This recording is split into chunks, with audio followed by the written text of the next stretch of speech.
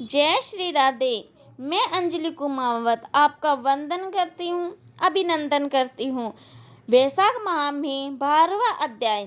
मिथिलेश राजन कहने लगे कि हे ब्राह्मण, आपने कामदेव स्त्री रति का वर्णन किया और उसकी ऐश्वर्य व्रत धारण करने की कथा भी मैंने सुनी।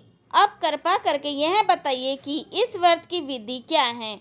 यह वार्ता सुनकर श्रुतिदेव कहने लगे कि इसका विधान पहले श्री हरि ने लक्ष्मण जी से कहा था। अब सब मैं तुमको सुनाता हूँ। इस व्रत के करने से श्री लक्ष्मणी पति भगवान प्रसन्न हो जाते हैं। श्रावण शुक्ल द्वितीया को इस व्रत का धारण करना चाहिए। चातुर्य मास में हवस्य यात्र भोजन करना चाहिए तथा श्री लक्ष्मी नारायण का पूजन करें। चातुर्य मास व्यतीत होने पर विधिवत इसका पालन करना चाहिए।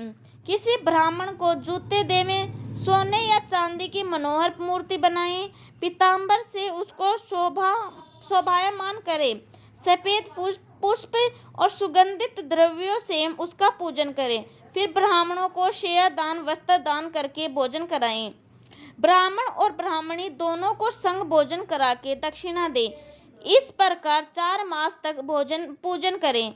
मार्गशीर्ष आदि मासों में भी विधिवत उसी तरह भगवान का पूजन करें। ऐसे ही चैत्र में से 4 मास तक हरि भगवान का पूजन करें, जिनको सनकादि ऋषि गण पूजते हैं, उन भगवान की स्तुति करें और इस व्रत को आषाढ़ शुक्ल द्वितीया को समाप्त कर दे। ओम नमो नारायण इस मंत्र से हवन करें।